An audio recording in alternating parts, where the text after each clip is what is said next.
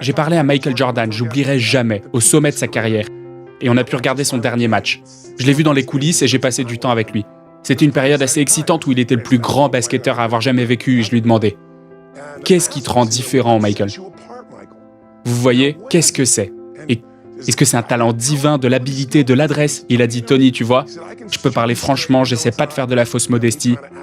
J'ai beaucoup de talent donné par Dieu, beaucoup d'habileté, j'ai travaillé très dur, mais il a dit vraiment, c'est mes... »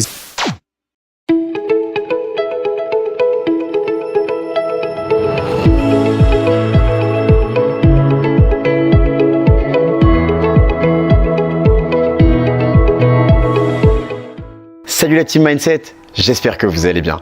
Aujourd'hui, j'ai le plaisir de vous retrouver pour vous partager à nouveau des conseils d'Anthony Robbins.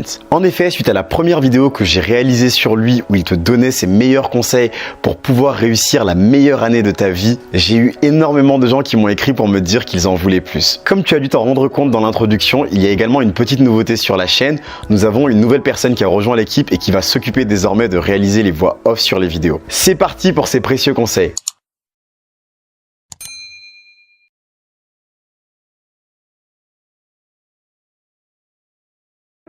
Si vous commencez à changer votre mentalité, tout le reste va commencer à changer dans votre vie aussi. Certaines personnes doivent avoir plus qu'assez d'argent pour faire ce qu'elles veulent, quand elles veulent, où elles veulent, avec qui elles veulent, contribuer comme elles veulent. Si elles le veulent vraiment, elles trouvent un moyen. Je sais que ça semble trop simpliste, mais c'est vrai. Quelqu'un a dit une fois que vous pouvez retirer tout l'argent de toutes les personnes riches du monde qui ont du succès pour le donner à d'autres, mais ça ne leur prendrait pas trop de temps pour que l'argent revienne dans leurs mains. Ce n'est pas parce que ce sont des manipulateurs, c'est parce qu'ils ont un objectif. Je ne dis pas qu'aucun n'est manipulateur, évidemment, mais ils ont un objectif de ce qu'ils vont trouver comme façon de faire. Je vous dis simplement de prendre ces 3 mots magiques et de les vivre. Visez plus haut. Si vous voulez vraiment le faire, alors je vais vous donner le secret le plus important. Avez-vous déjà fait cela ? Est-ce que vous vous êtes déjà dit « Ok, vise plus haut, ok, je vais y arriver, je vais faire tant d'argent, je vais transformer mes enfants, je vais créer la relation ultime de ma vie, je vais transformer mon corps ou quoi que ce soit d'autre. » Et puis vous n'avez pas de raison assez forte, vous ne le faites pas, vous ne suivez pas. C'est parce que vous n'avez pas renforcé vos objectifs avec ce qui les rend réels, et ce sont les rituels. Les rituels sont là où est le pouvoir. Quand on fait nos résultats du Robbins Coaching et qu'on fait le Robbins égale résultat, la façon dont on obtient les résultats avec les gens, c'est la même façon. Si vous écoutez mon Ultimate Age Programmer à l'époque, ou mon livre Personal Power, ou si vous êtes allé à un de mes séminaires, vous savez ce que je fais. C'est que je prends ces énormes défis que vous avez et on les décompose en petites étapes. En petites choses que vous faites chaque jour et qu'après les avoir faites, vous obtenez tellement d'élan qu'il est facile de réussir. Vous n'êtes pas submergé. Vous avez ces victoires jour après jour sur des petites choses. Si vous êtes venu à Ultimate Age, je suis sûr que vous avez entendu parler de l'heure du pouvoir, les 15 minutes pour s'accomplir ou les 30 minutes pour prospérer, où vous conditionnez littéralement votre corps et vos émotions avec quelques petits rituels. Donc peu importe ce qui se passe dans votre monde, vous ressentez cette force et ce n'est pas superficiel, ce n'est pas une pompe, ça vient de l'intérieur de vous et ça marche. Les rituels nous définissent. Vous voyez, tous les résultats dans votre vie viennent de vos rituels. Ils commencent avec un objectif personnel et ensuite ont des rituels qui les suivent. Comme par exemple, si vous êtes là où vous voulez être physiquement, vous avez des rituels très différents que si vous n'êtes pas là où vous voulez être physiquement. Si vous êtes en surpoids, vous et moi, on sait tous les deux que vous avez un rituel différent. Complètement différent. Quand vous vous levez le matin, quelle est la première chose que vous faites si vous êtes en forme? Vos chaussures sont là, vous vous retournez à la minute où vous vous réveillez, vous mettez vos chaussures, vous faites les lacets et vous commencez à marcher, quel que soit le rituel. Si vous êtes en surpoids, vous vous retournez, vous avez un rituel très différent. Vous vous retournez peut-être plusieurs fois pour éteindre le réveil. Vous allez et prenez votre café mocha ou je sais pas quel café spécial au Starbucks. Puis vous avez peut-être votre joli muffin au sucre qui est censé être vraiment sympa pour vous. Quoi que vous fassiez, c'est un rituel différent. Si vous avez une relation passionnelle, vous avez des rituels très différents quand vous rentrez à la maison que si vous avez une mauvaise relation. Vous rentrez à la maison, la première chose que vous faites, c'est de tweeter quelqu'un ou envoyer un email ou zapper les nouvelles ou vous ne rentrez même pas à la maison. Quels sont les rituels? Chaque fois que j'étudie des gens qui réussissent, ce que je recherche, c'est quel est le niveau auquel ils se tiennent. Et ensuite, quels sont les petits rituels qui s'ajoutent? Parce que pensez-y, le succès et l'échec ne sont pas des événements géants. Ils n'arrivent pas d'un coup. Vous n'aurez pas soudainement du succès ou soudainement cet événement cataclysmique qui vous fait échouer. Ça en a pas l'air, mais l'échec vient de toutes les petites choses.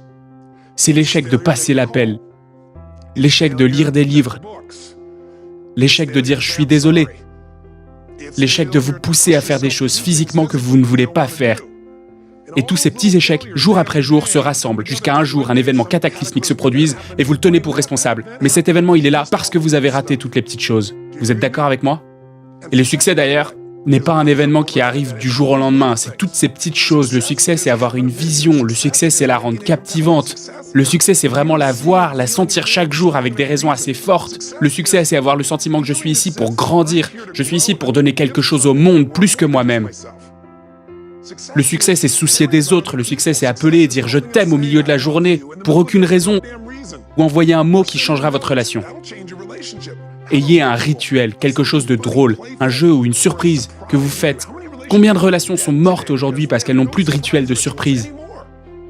Vous devez avoir des rituels et des choses cool que vous faites que personne d'autre ne fait, qui vous donnent une meilleure vie que les autres. Toutes les petites choses. C'est là d'où vient le succès. En business, c'est délivrer plus que quiconque pourrait imaginer. Toutes ces petites choses s'additionnent. Les gens font « Waouh, c'est avec lui que je veux faire des affaires ». C'est vrai dans n'importe quel domaine de votre vie. Donc si vous regardez quelqu'un qui a vraiment du succès, vous pensez « Waouh, il est tellement incroyable, c'est un tel génie », vous devez réfléchir, vous devez vous souvenir de quelque chose. Les gens sont récompensés en public de ce qu'ils ont pratiqué pendant des années en privé. Moi-même, mes partenaires disent « Comment t'arrives, comment tu parles sans notes comme ça pendant 3 jours et 3 nuits d'affilée, t'es branché, c'est incroyable, c'est comme un concert de rock, comment tu fais ça, comment t'as cette confiance ?» Ah, vous savez, ce n'est pas la confiance, c'est de l'expérience maintenant. Mais j'ai fait tellement de travail en coulisses, et je le fais encore d'ailleurs pour faire les choses bien aujourd'hui.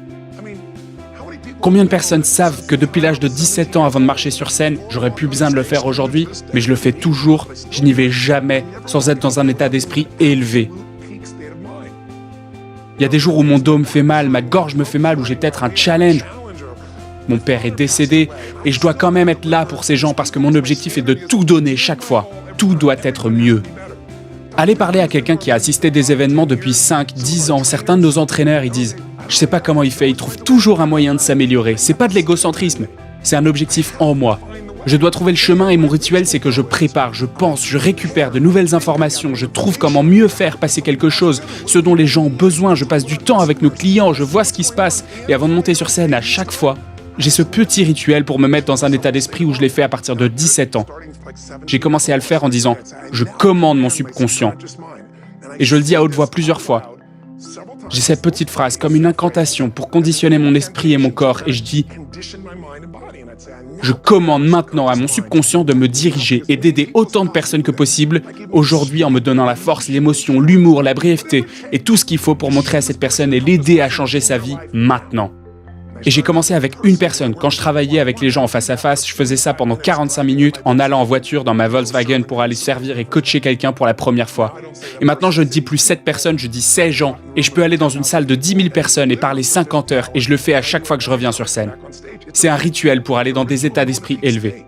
Il ne se présente pas juste comme ça. Il ne vous interrompt pas. Les grandes idées, elles ne vous interrompent pas. Vous devez les poursuivre. J'ai parlé à Michael Jordan, j'oublierai jamais, au sommet de sa carrière. Et on a pu regarder son dernier match. Je l'ai vu dans les coulisses et j'ai passé du temps avec lui. C'était une période assez excitante où il était le plus grand basketteur à avoir jamais vécu et je lui demandais « Qu'est-ce qui te rend différent, Michael ?» Vous voyez, qu'est-ce que c'est? Et est-ce que c'est un talent divin, de l'habilité, de l'adresse? Il a dit « Tony, tu vois, je peux parler franchement, j'essaie pas de faire de la fausse modestie. J'ai beaucoup de talent donné par Dieu, beaucoup d'habileté, j'ai travaillé très dur, mais il a dit vraiment, c'est mes objectifs.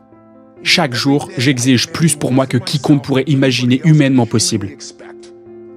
Je ne suis pas en concurrence avec quelqu'un d'autre, je suis en compétition avec ce que je suis capable de faire. Formule magique. Parce que la plupart d'entre nous abaissons nos objectifs. Pourquoi? Parce que les gens avec qui vous passez du temps sont ceux que vous devenez. L'une des principales raisons pour lesquelles j'ai commencé à assister à des séminaires quand j'avais 17 ans, c'est que je n'avais personne autour de moi comme un excellent modèle. Je pouvais lire sur quelqu'un, mais être avec des gens dans cet environnement était très différent. Trouver un moyen d'aller travailler avec quelqu'un qui vivait ce niveau de vie était très différent. Quand vous côtoyez des gens de bas niveau, vous êtes en concurrence avec eux. Vous n'avez pas besoin de rivaliser avec eux. Souvenez-vous de Jerry Springer. Je sais pas s'il est toujours à la radio, mais je me suis jamais habitué aux gens qu'il faisait passer dans l'émission. Je pensais, où est-ce qu'il trouve ces gens et pourquoi les gens regardent? Je vous dirai pourquoi ils regardent ces gens, pour se dire ma vie est sacrément bien par rapport à cette personne. Regardez-les. Vous n'avez pas à changer votre vie, tout ce que vous avez à faire est de trouver quelqu'un avec un niveau inférieur et vous vous sentirez bien dans votre peau. Mais si vous vous sentez bien, c'est une illusion. La seule chose qui va vous rendre heureux, mon ami, et ça cette année ou tout autre, c'est élever le niveau. Augmenter vos objectifs, découvrir de quoi vous êtes capable et ressentir cette incroyable puissance de pousser à travers tout ce qui vous retient et de passer de l'autre côté. avec votre vraie personnalité. C'est ça le jeu. Regardez le meilleur du monde dans n'importe quoi. Tiger Woods, quelle est sa vision? Gagner des tournois de golf? Non, c'est être le meilleur qui ait jamais vécu. C'est son objectif, c'est le sien. Mais c'est ça qui est intéressant, il le soutient avec des rituels. Si vous avez juste une vision et que vous n'avez pas les rituels, arrêtez de vous mentir.